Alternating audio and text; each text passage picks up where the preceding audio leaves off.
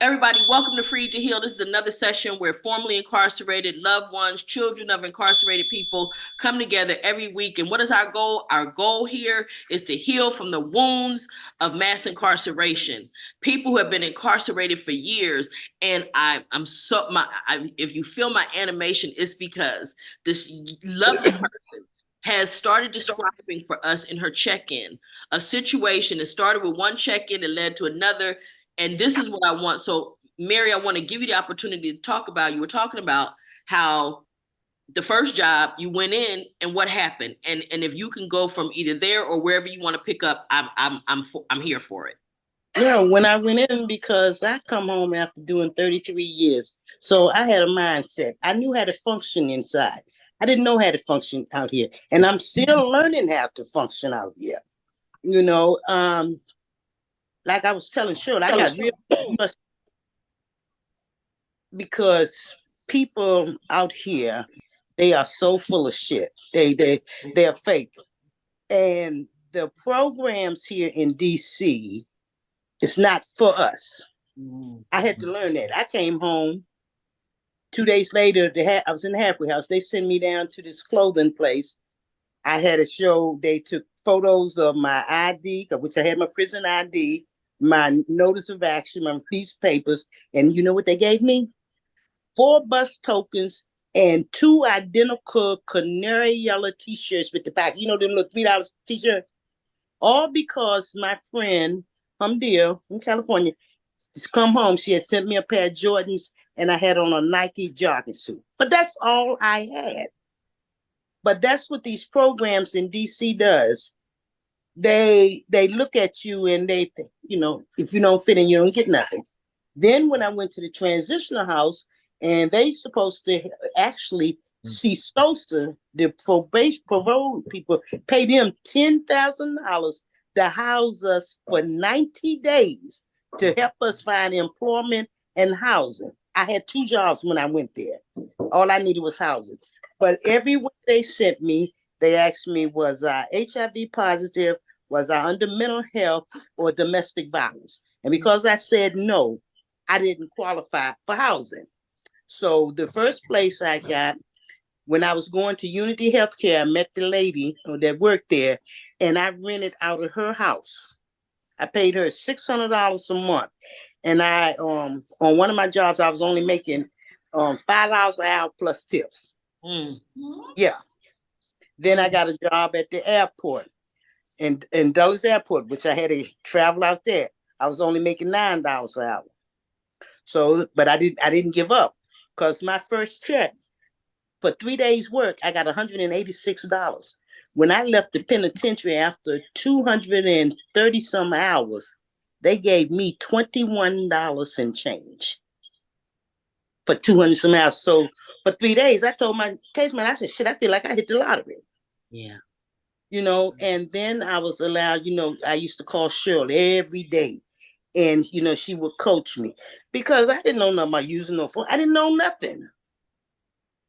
But, I keep on. And like, I'm still learning. Like now, you was talking about the computer. I'm still learning how to download. And my computer been down for, I think, a couple of years when Cheryl fixed it yesterday.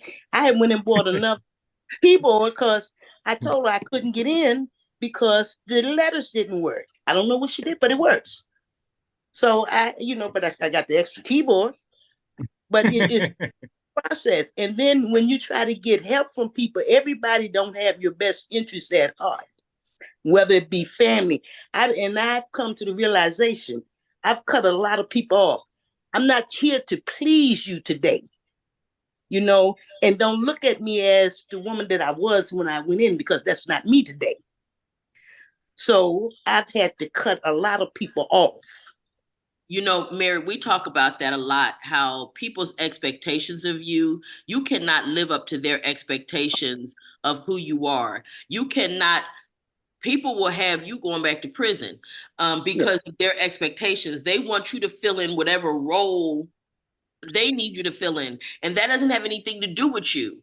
That's about what they need from you. It has nothing to do with who you are. But something you mentioned earlier too was how you didn't know, quiet now, hold up. Something you didn't, there were things when you came home at whatever age, there are a lot of things that you don't know, right? Well, this is one thing I'm constantly saying to the people on here that have been incarcerated and people who might hear this. Please know this. A lot of your development, emotionally and otherwise, was stunted right at the age that you went into incarceration. When you went into incarceration, they were not trying to develop you as a person. That was not a thing in prison. They didn't care whether you knew how to have interpersonal relationships and all that kind of stuff. They didn't care nothing about that. They wanted your body, and that's it. Okay. So, and worse than that, in a lot of instances, it was psychologically, not only did they not care, but they was trying to tear you down and make you feel worse about yourself and feel less than otherwise. So what happens is that yes, there's a lot of development just because you don't even have the opportunity to have normal relationships when you're incarcerated. That's not even an opportunity there for you to do that. So yes, whatever age you went in, some of it slowed down right there. It may not have totally stopped, but to a large degree it did. And it's not just you, it's everybody that did a lot of time in prison. What happens is there's a stunted development because it's intended to be that way. It's intended to be that way. So what winds up happening is yes, there are things you don't know. There are things you didn't experience. I have people that we house that come who have never, they didn't even know that they needed to call the different companies to get utilities turned on. Why? Because they never had to do it as an adult. Right? They never had to do it. There's people who right? Listen, all kinds of things. People who, Mary, did you almost have a heart attack at the ATM the first time you took the money out, Mary? Man, I looked at it and I said, well, I got to use the money. So I went on, I said, no, I'm used to using cards because that's how I went to commissary. Didn't you? And used to money. So long as I can go and I swipe my card, I was fine. But when I had to go and get money, oh my God, then I had to learn how to do the money orders and it was a process. And like I had never paid a bill. It's sad because I was telling Cheryl, my mother and my ladies, they ruined me. Okay. You know, I'm spoiled me because from a kid, I never had to wash, iron, cook, clean, none of that. My mom did it for me. Then when I got in a relationship, the women took care of me. Right. But when my life today, they, excuse my language, fucked me up because 65 years old and I've got to learn how to live on my own. Yeah. And it's scary as all get out, isn't it? Oh, hell yeah. It had to be scary because you had no idea. Yeah, I'm learning, I'll get on Google or I'll call some people, hey, look, I want to cook such and such. Or how can I fix this up like that? Yeah. I know how to clean, but I don't know how. I'm used to walking into a house and how the women lay it out and shit. I don't know how to do that. Now it's clean, but it's not organized like. Yeah. Oh my So God, but you so far ahead of yourself, Mary, because you identified that. Let me just tell you, you know where the gap is. Yeah. A lot of people don't even know where the gap is, baby. They don't even know that that's the gap. They don't know that, okay, I know how to do this part, but I don't even know how to do this. They haven't identified that, oh my God, somebody else did this for me my whole life. I don't even know how to do this. These are things that I'm telling you, I'm so grateful to you allowing us to have you on here and have this conversation, because so many people don't know. The people that people like you come home to, we don't realize a lot of times, if we don't know and we don't have groups like this to talk it out, we have no idea what you guys are experiencing. We don't know that you're stressing because, wait a minute, I went in there and I want that particular milk, but I can't touch that milk. The commissary put that in the bag and get that to me. I don't touch that. When the money come out the machine after 33 years, I'm paranoid. I had a lady did 33 and a half, and she literally had a meltdown at the machine because the money was sitting there and she was scared to touch it because she was scared she was going to be in trouble. I know a guy did as little as 18 months and was angry at his wife because they went somewhere and they weren't home by the time it was count time in the prison. And he knew he wasn't in prison, but his body told him, you're going to be in trouble. And he fussed at his wife. He was angry at her because he felt like he was going to get in trouble because he wasn't home at count time. These are the things that people live with every day. And what prompted your first comment was Terrell saying that people, not everybody on your job is going to be there, have your best interest at heart. And I want to say to all the people that have been incarcerated, I want you to understand this. Oftentimes you guys think less of yourselves or you think you're less than, but understand this, in a lot of instances, you're further ahead in terms of work and your work ethic and your willingness to do the right thing and trying to do the right thing. And so people become jealous because you're going to have people who are on their job who are just doing just enough to get by. Mm-hmm. And then you show up and you gangbusters trying to do your thing because you're so glad to have a job making more than 10 cents an hour, right? That you trying to do everything you can do, and they mad with you, your coworkers mad because now you exploiting and you're showing up the fact that they're not doing their job. And they try to put you down because you was in prison. Right, as they try to put you down because you've been in prison. What you want to say, Ms. Ward?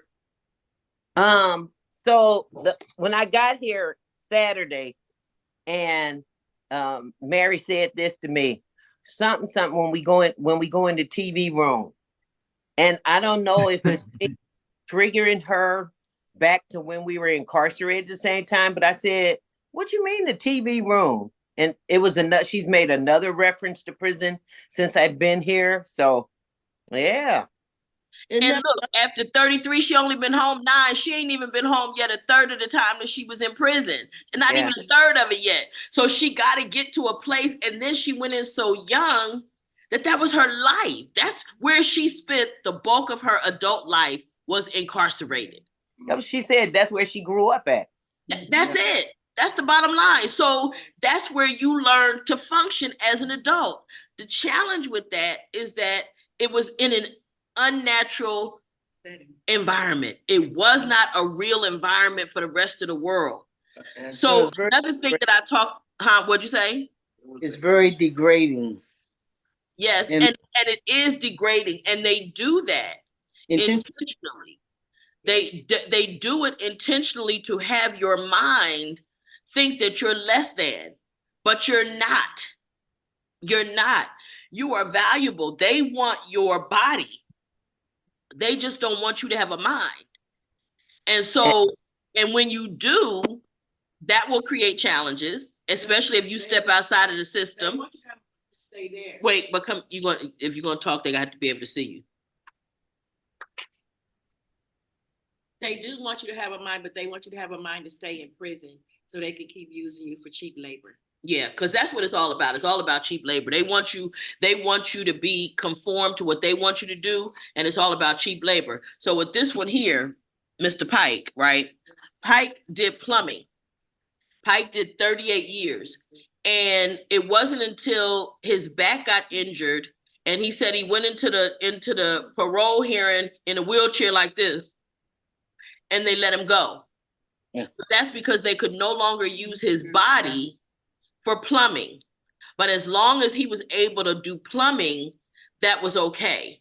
And they would keep him in there. And listen, nothing had changed about who he was. All the times he had been to the board.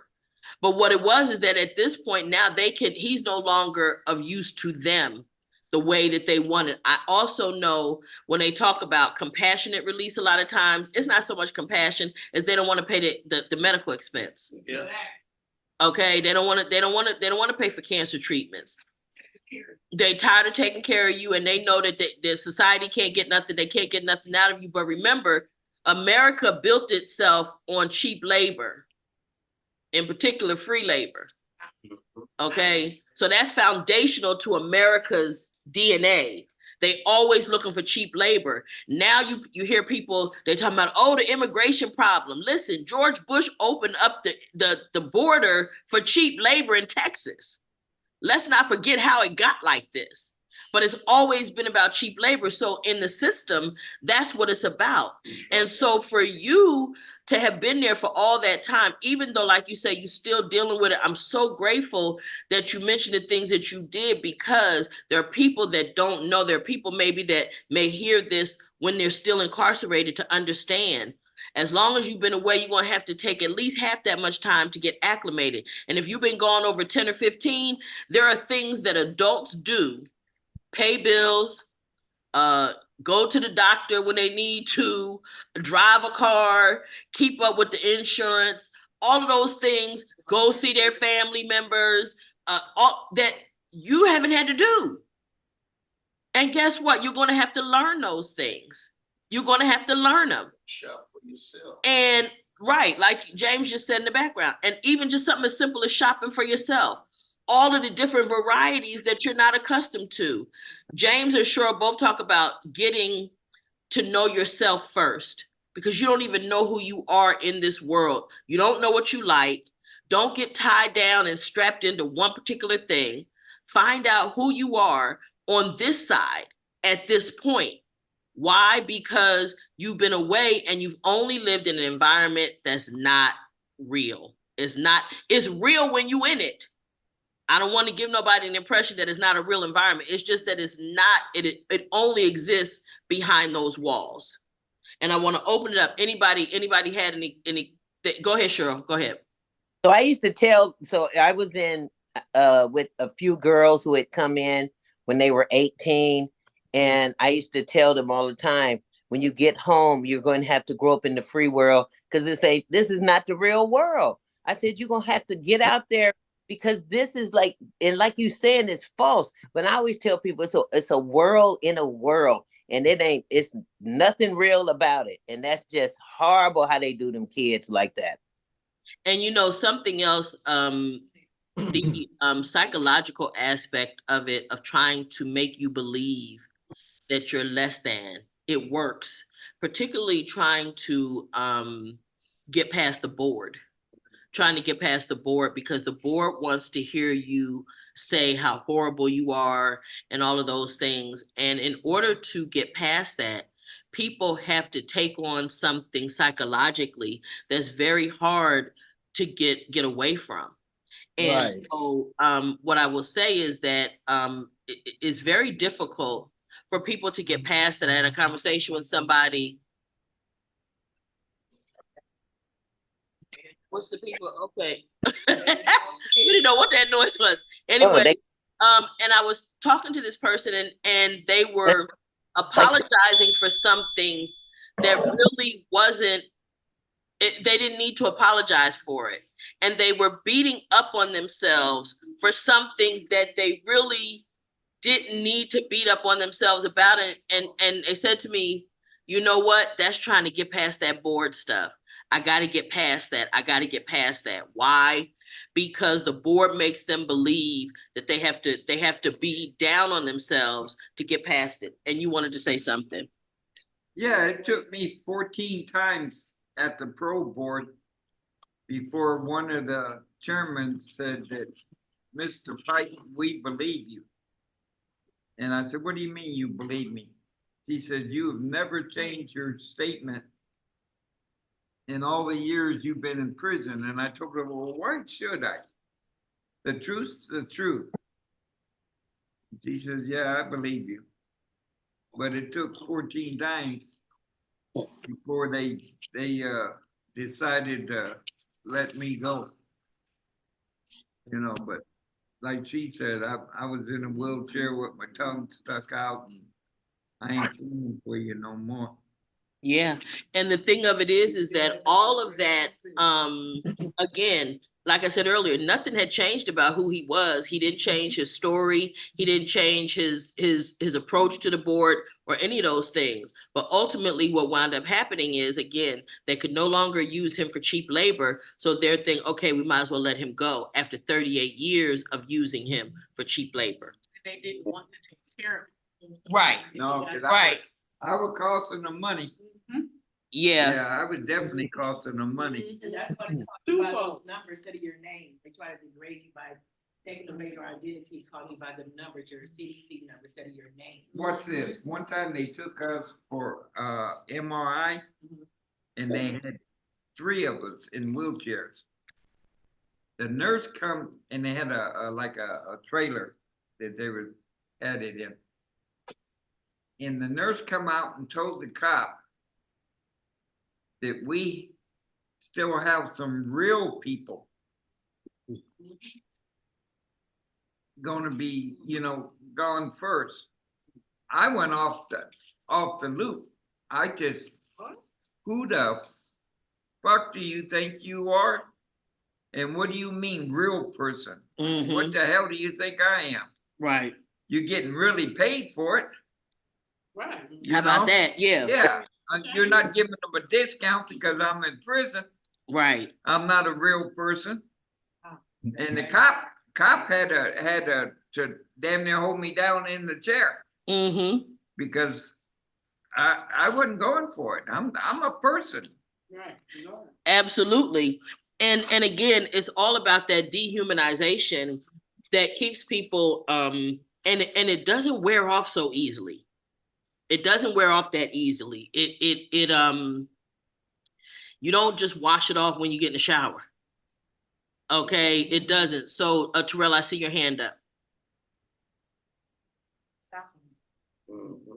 Yeah, I just want to say something, and I just want to, for the record, I want to clear this up because it'd be a lot of people that say this, and I hear it. And when I hear it, I understand where they're coming from, but I think it's totally incorrect to say that this is factual. Prison is a minute aspect of the world, but we still growing up in there. It's real because it's real. In there. It's not real in society, Right. because it's not. It doesn't, things that happen in prison, it has its own world, but it's real. It's not fake. People become who they are because they're in those prisons, right? Now we have to learn how to deal with society and transcend and use those transferable skills to apply it in the world, in this society. In this society, just because it's bigger doesn't mean it's right. Mm-hmm. So you have to apply the righteousness and the intellect aspect of your mind to deal with what's out here. Just as if you was in a prison, but you got way more choices than you got freedom. Mm-hmm. Because in that prison, even though that person did all of that time in that prison, they still grew to be who they were. They didn't have the responsibilities of being a responsible adult. I will definitely say that because everything you get, but you did have to be responsible person and individual. Even if somebody carried you or you was somebody help, straight up, you was still your individual. And you grew to whoever you grew to be. Learned what you learned. Went to the groups whenever you did. When you came home, this is when society, the free world education and lifetime started out here. So now you got to apply that stuff and like you were saying, learn how to be adult and do the adult things. That responsibility comes with being an adult because it's a big ass responsibility to be a responsible adult and take care of yourself. And if you've never done it prior to prison, and it's a big ass challenge to you the older you get and being out here in the free world now, because in DC the expenses might be not expensive, but it's the same barriers, it's the same aspects. You know what I mean?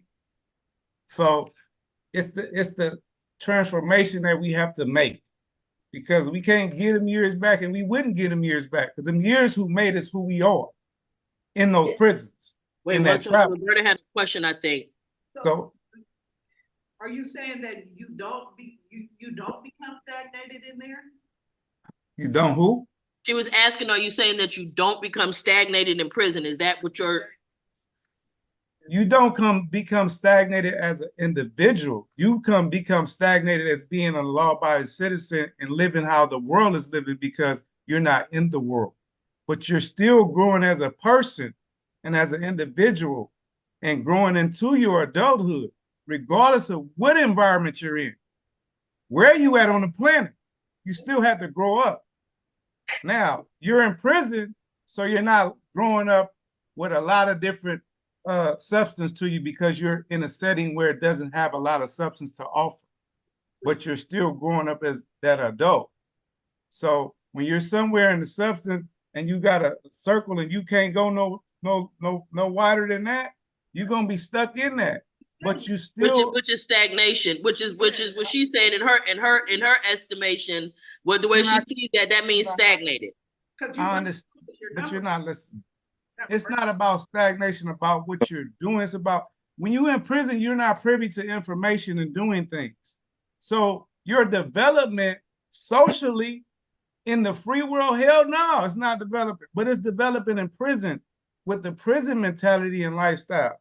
So it's not getting stagnated in your life, it's getting stagnated from the perception of being free. Because you're still growing in prison and doing who you are and being who you are.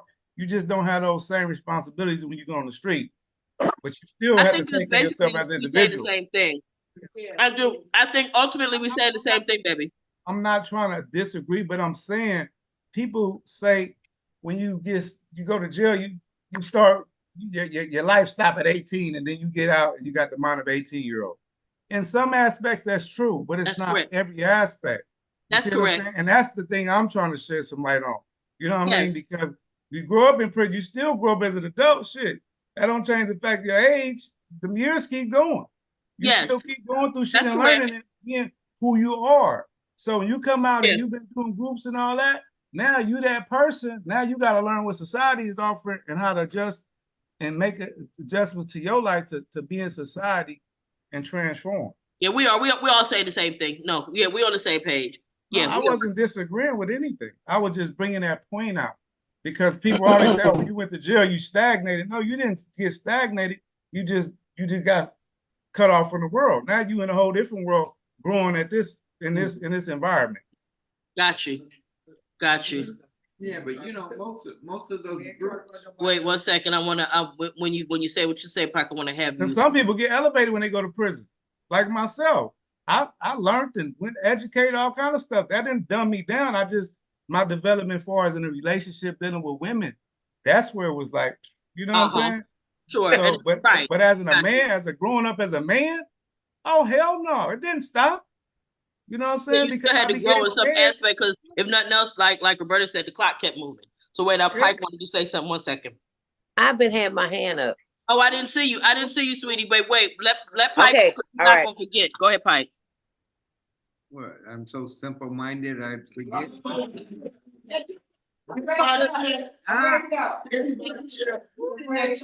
know what? Let me tell y'all something. About Pike. There ain't no winning with this dude. Okay, I'm gonna tell y'all that from here. And that's why I don't even care what you're talking about. Because let me tell you something. If I went to Cheryl first, then I'm in violation for always letting somebody go ahead of him. Now that I'm letting him go first, now is that I think he's simple-minded. If he's simple-minded, you goddamn right he is. And now go on and say what your simple-minded ass wanted to say. Go ahead. Go on, simple-minded. Everybody forget. Most of those meetings inside, I hate to say that is boo, because over half of the guys in those meetings, all they want to do is put a front on. They talk all that good shit in the meeting, and then they go out to the yard and say, let's stab this dude and let's do this and let's do that. That's what's hard about trying to help yourself in prison, because there's too many guys, in those meetings. Too many masks. I remember in that one AA meeting, this guy talked all that good shit. Hey, you ain't lying though. Walk out on the yard and be drunk. Oh, I'm drunk. Drunk as my mother would say, drunk as Cooter Brown. Look, drunk. Wait, but listen, this is the thing. Yeah, they come in the meeting drunk. And they come in there drunk. They come in there drunk. Go ahead. Go. They be drunk. They be on weed. They be on heroin.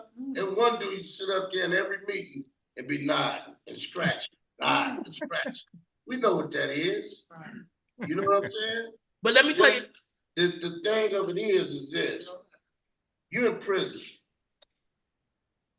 You're in prison. You're going through another level of that world. You're going through another level of that society. It's just like moving from California to Texas. You're going to move into a whole nother society. So being stagnated, yeah, you stagnated from the elements of society, the bills that, yeah, I had my own home when I went to jail. I had my own business when I went to jail. So being stagnated from that, yeah, if you've never done it.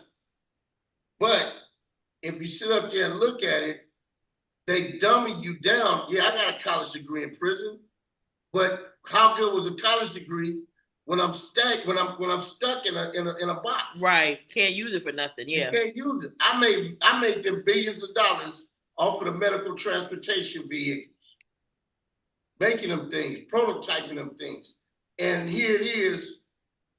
I can't even get a nickel on a tax bracket. But then you turn around and come out here, and now I'm working out here, and it seemed like I'm making the same amount, just barely making it on the surface as I was in there making 13 cents or $1 an hour. The economy does not match. No, and they make sure that it doesn't. But I needed to get back to Cheryl because Cheryl had her hand up and she was. old too. Wait. We're not doing that. We're not doing that. I'm not gonna let them do that to you, Cheryl. I'm not going. You don't you talk about her. I'm getting her, Cheryl, for you. Okay. Okay. I don't know what she said. We ain't having it. I don't even know what she said. So I had my hand up since Terrell started talking because I need to know, is Terrell talking about the 14, 15, 16, 17, 8-year-olds, 18-year-olds that go in? Because I went in at 39, I was already mature, and I stayed mature while I was in there. I didn't grow less.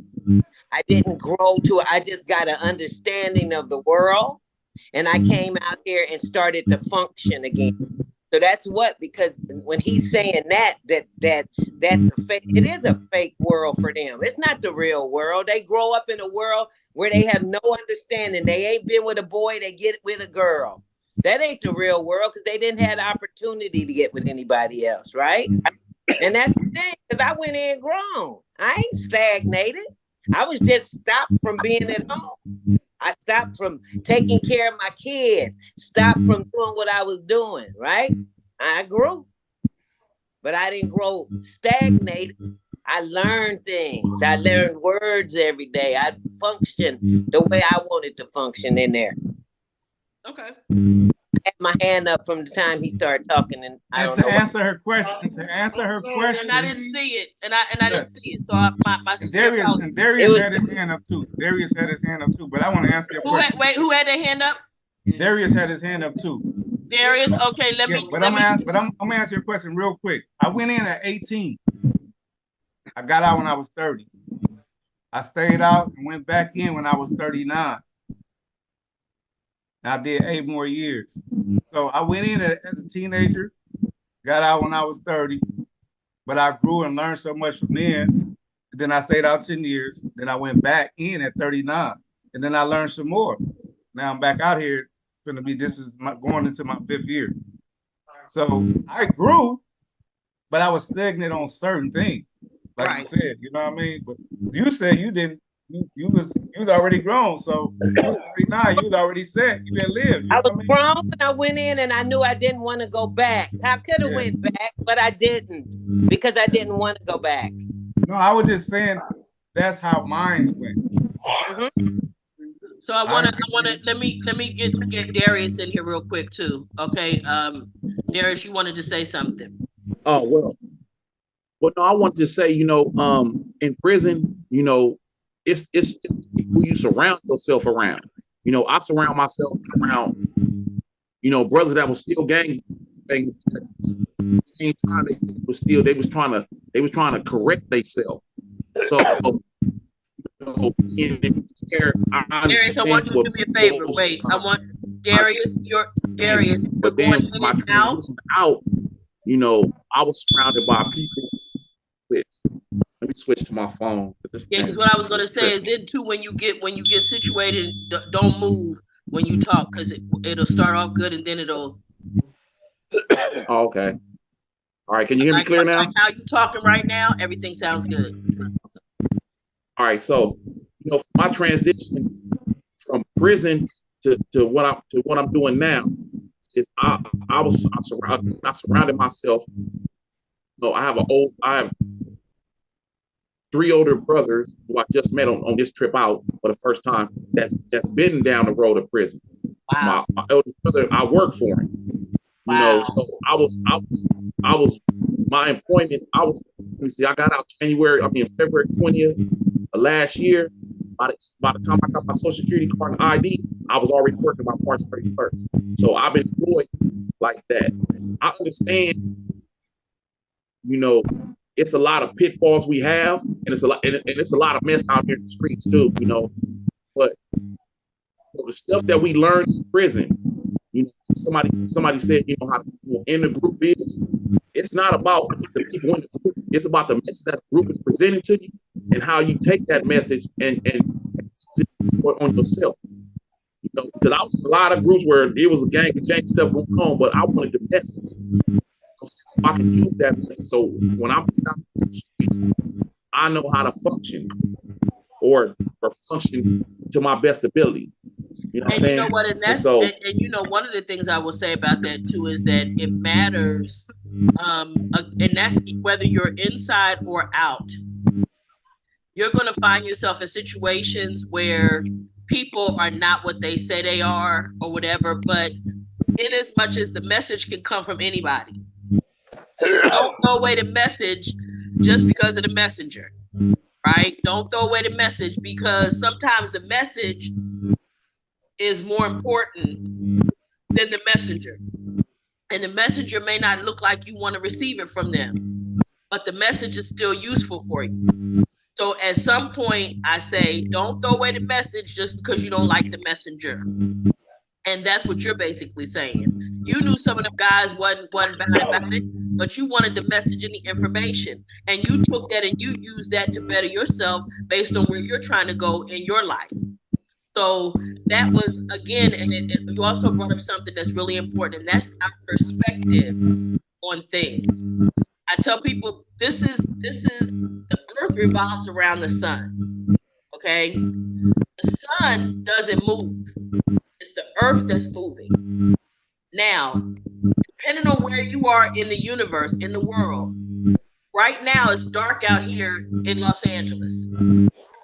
Somewhere in the world, the sun is shining. Somebody is looking at the sun right now. And we would say, no, it was dark. And they would say, no, it was such and such a time of day. But guess what? Depending on where you are, both things are true. It's a matter of how you get to look at that thing that's in the middle, that perspective. What do you see? Based on your experience, based on what you're trying to get out of it, based on where you're trying to go, a lot of it has to do with your perspective on where the situation is. So what that means is we got to be careful about how we look at things, right? We got to be careful how we process, because sometimes we're looking at it from where we are. Like the situation, I'll use just something as simple as children who have parents who are incarcerated. The incarceration experience for a parent is totally different than the child receiving that on the other end. It's just totally different. It's the same circumstance, the same set of circumstance. Whatever the parent did or whatever happened, the parent left on the day that they left the child. What happened after that is a matter of whether I was the child or whether I was the person that was incarcerated. But the same set of circumstances, the same set of facts exist for both people. And neither one gets to tell the other one that it wasn't as bad for you as it was for me. It wasn't no, you don't get to say that because you don't know. And this is where this group becomes so important, because we give each other the perspective of somebody else that was involved in what happened. It's one of the reasons I want to start telling the stories of the effects on the perpetrator's family of crimes, because people never think about what happens to their families. What happens to their children? How were they affected when you just gave them 6 life sentences plus 5 days? What the F is, what? Okay. 199 years, 99 months, and 99 days. Plus 1. Okay, come on. Now, what is that, right? Nobody can do that. So this is the thing. It becomes important again for us to make each other understand the other person's perspective. That's why I think it was good we had a discussion a minute ago, because we find out, no, we saying the same things, because we are. Because it is the reality. Prison is its own universe, man. That sort of set of circumstances, and there's some stuff you're gonna have to do in there. And yeah, you, like you say, Terrell, yeah, you growing up. Oh yeah, you in there. You ain't got no choice. You don't have a choice. Yeah. You don't have a choice. They're not giving you a choice. They're not giving you the option to stay however you were when you came in. You got to learn to function in their rules. And look, it's not just the inmates, it's the institution's rules. Okay, it's all of that. And you got to navigate all of that stuff. So yeah, you're going to grow. And sometimes it causes people, I was thinking about it when you were talking about the people that go into the groups and they're not really about it. What they're doing is they're using the system. They're trying to manipulate the system to get out of it. And I'm not mad at them for that. Do whatever you got to do to get these people to let you up out of here. I will never be mad at nobody for trying to get up out of there. Because guess what? While you think you pimping the system to get out, somebody might be sneaking a little knowledge in on you. You might actually be learning something that can help you. So that when you're really ready, those seeds have already been planted. Because guess what? One person plant, another one water, but it's the creator himself that's gonna get an increase. Go ahead, Terrell. Let me see what you.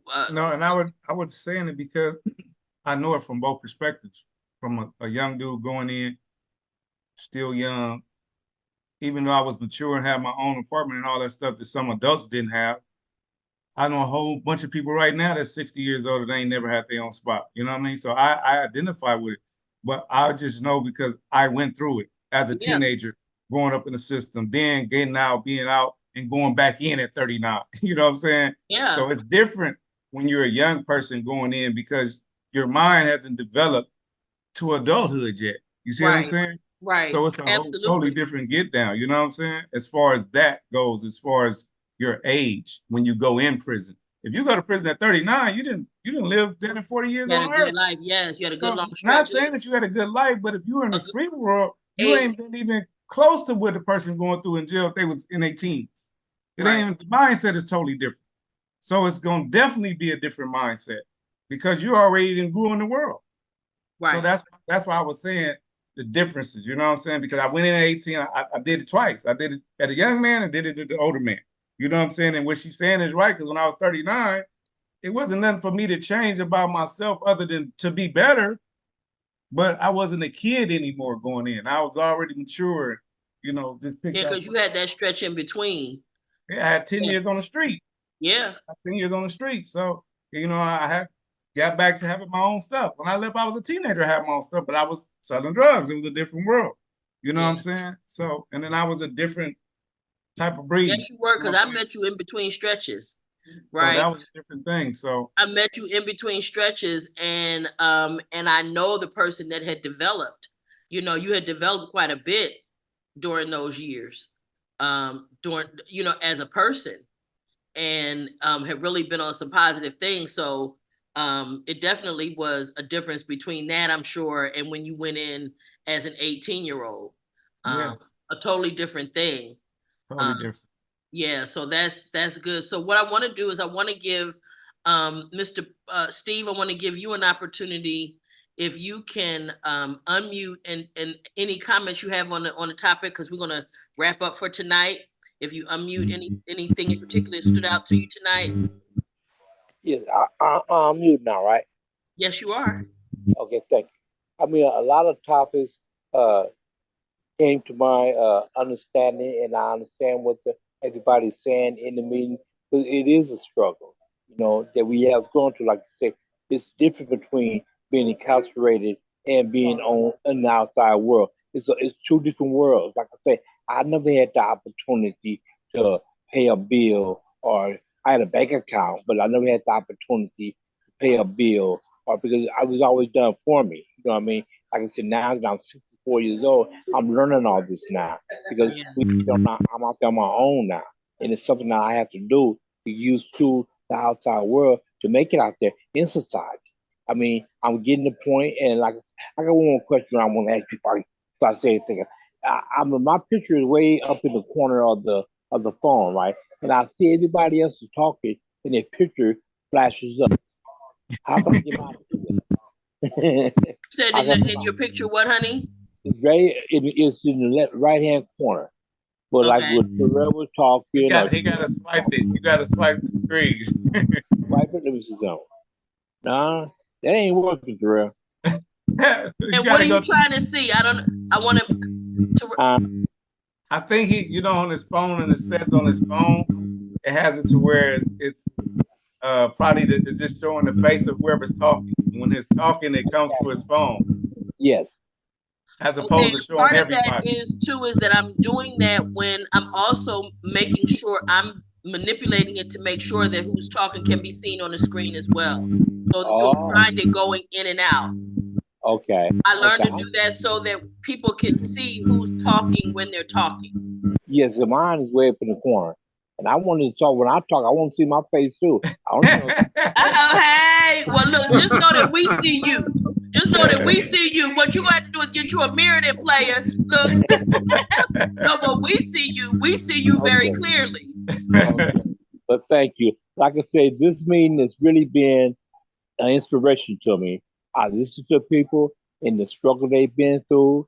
You know, like the guy was filling out his application on the phone, on the phone, and you was explaining to him how to do that. If you said that if you need any help, you would stay over and he helped. Like it took him about 2 hours to do it, but he got it. You know what I mean? And the key thing that everybody has told me is that the main thing is don't be afraid to ask for help.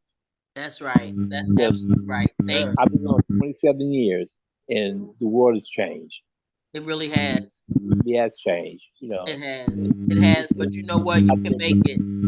Yeah, I'm gonna. No, I'm not gonna. I'm gonna make it. That's right. I'm gonna That's make right. it. And we'll be right here to watch and cheer you on. You better believe it. You got some cheerleaders in the bunch for you. Okay. Thank you very much. All right. Thank you. So Felix, you wanna go ahead. Did he drop off? Okay, so that's okay. Miss Cheryl and Miss Mary, I'm gonna ask you guys if you guys can check in for me, check out for me. Okay, thank you so much for this evening. I appreciate you, Noreen. And I know everybody in the back and YouTube are going over eating stuff, so it's okay. Yeah, all right. I know. I miss you guys. I was eating tonight. Look, I couldn't even fake it. I was hungry. No, you did just like this and went over to the side. That's why they're not acting up tonight, Noreen. Because they not. Right, that's the only reason. You know it. You know how they get down up in here. You know how they get down. That's funny. That's the only reason y'all not acting up, because y'all. What you saying? That's the only reason y'all not acting up is because y'all. I said that's the only reason you guys not acting up, because you was all putting stuff in your mouth, trying to hide. James going around like this with the chair. You guys, Noreen was doing this. I don't eat the stuff you guys eat. I ain't jealous there. I'm jealous. We're gonna give you a blank jealous. You need a blank jealous. You real jealous. Hey, it's not our fault you over there in 0-degree weather. Okay. Don't be mad at us. Take her jacket when she comes back. Hey, don't be mad at us because your panties is frozen. Who is that talking? Not even in a bunch. Wait, they frozen. Who is that talking, Noreen? Who's that talking? Miss Mary, listen. I need everybody to be quiet because I need to hear from Miss Mary. Listen, this is the thing. Y'all, they might have scared Miss Mary off. Miss Mary may not come back and be bothering us because y'all don't know how to get down. Look, so Miss Mary, any comments you want to make about? Thank you so much for joining our group. You really added a lot to the group tonight. Yeah. And I thank you for that. To Terrell. See, Terrell, I think you missed the point I was making. When I came out, see, failure was not an option. And I'm a grown ass woman, has been. And inside, I taught hospice and palliative care. So that's in my DNA. And so when I came out here, what I meant, you might misunderstood. What I'm saying, yeah, I went in as a young, didn't know how to do a lot of things, but I had this. And how they get that inside is through medication. I wasn't a dope fiend when I went in, and damn sure wasn't gonna be one when I came out, and you wasn't gonna turn me into a pharmaceutical junkie. So I knew what I want, and what I'm saying is just challenging out here.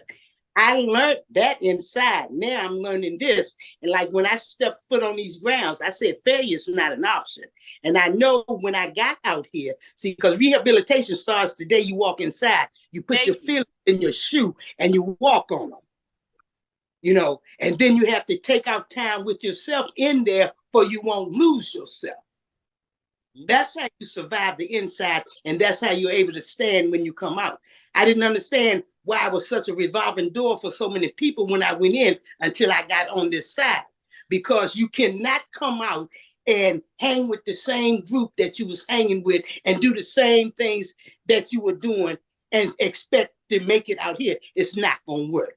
You got to let some things go, and you got to open some doors and you got to shut some doors. Right. And it's in a day, and it's not easy at all, but it's doable. Yes. Yes, you can do it. And that's what's so important. I didn't know nothing. You know, yeah, I went in there as a baby. I learned a hell of a lot, went to college and everything. But what I did mostly was I worked with the mind. And when I got out here, it's just some things that I had learned and I knew, but I had never saw it visually. I swear you have been so, listen, so one of the ladies back here said, when you said reentry starts the day you walk in. It does. And this is the thing, she said, that's Noreen's favorite line. That's the truth. Yeah. I'm going into Norco tomorrow to teach, right? And I'm sure I'll tell them that at some point. Your reentry start, if you smart, it's going to start the day you get there, because you're preparing for it. And a lot of people do not know how important that is. A lot of people still live in the same lifestyle, and they trying to get involved in what's going on just to know how to survive inside. But it's very important for them to know I'm in the meeting. that if they start working on their reentry, as soon as they get there, they'll be better prepared for it on the other end. So again, I really, Cheryl, I hope you would leave the link and everything with Mary so that she can come back, because I like you, Miss Mary. Thank you. And I was just sending it to her email when I asked. Thank you. Thank you. Hook her up. Just push on it. They over here. They throwing darts. Did you hear Di about how you gonna give it a link when you need the link every week, Cheryl? That's Miss Di back there. But look, because excuse me, Diane, because Noreen sent it to me one time and she sent it to me the right way. You guys send it incorrectly all the time. Hold on, because I sent it to you. You got right on.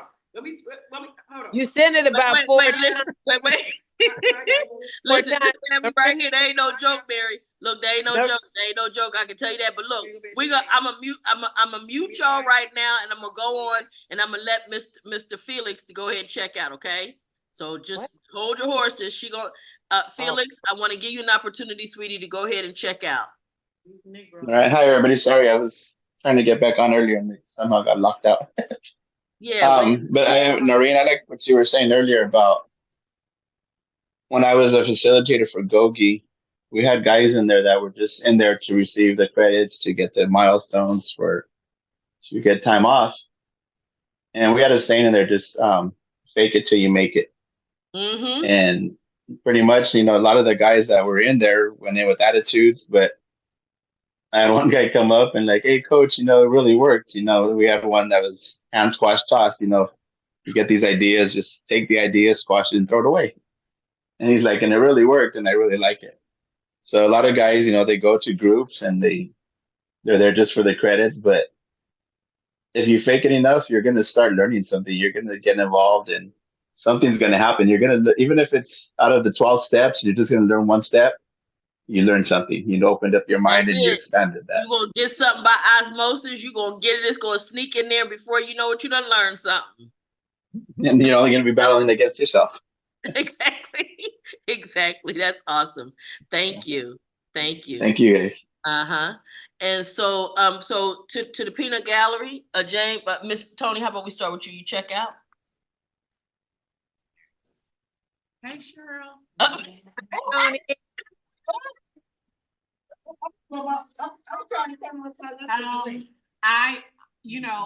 am appreciative because I see how the circle is forming and the branches and understanding one another, being on one side of the relationship and not having had the opportunity to have that other piece of the puzzle.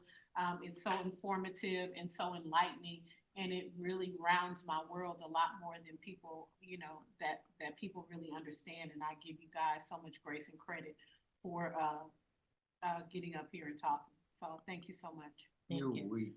Jay. What the hell? What Pike say? Pike said she weak, but get his ass beat. Yeah, and he can't even run. But that's you would think that he Tony, could. you going for that today? But you would think that he could. But Tony going for that. Wait a minute. I don't believe she. That's why I have to say what did he say? Because I don't believe she just went for that like that. Listen. I can breathe wrong up in there, and all growing, and we oppose the violence in here, even though we know if we have to, we will execute. And listen, if Pike come back next week and his eye closed like this, that means he got it. That means he got it. Go ahead, James. Check out. Last comment. Speak up so they can hear you. Thank you for thank you for allowing me to be here and to be inside you guys' world. Auntie Cheryl, calm down. Put it on mute, baby. That means www.shh.com. Ben, any last comments from you? All right. Squiddy, I'm sorry. What happened? Well, I want you. Bye, Cheryl. Good night, everyone. Night. Miss Roberta. Good night, everybody. Hopefully y'all see Pike next week. Okay, yeah, we hoping Pike survive till next week. What you want to say, Pike? Senior abuse. The senior abuser. And now he claiming senior abuse, y'all. Y'all, listen, this has been another week of Free to Heal. We are so grateful to have you guys every week. We ask you, check us out. Please go and look at some of the past videos. Darius didn't check out. No, Darius was the first one to check out. Did he? And so I want everybody to go and look at some of these videos from the past because they really are informative. Make comments, refer to people. We're on all the platforms: YouTube, Instagram, Twitter, X, whatever that is, Facebook. It's all of the platforms. Check us out, and we will see you guys next week. Bye, you guys. Bye, Cheryl. Love you. Miss you. Miss you guys.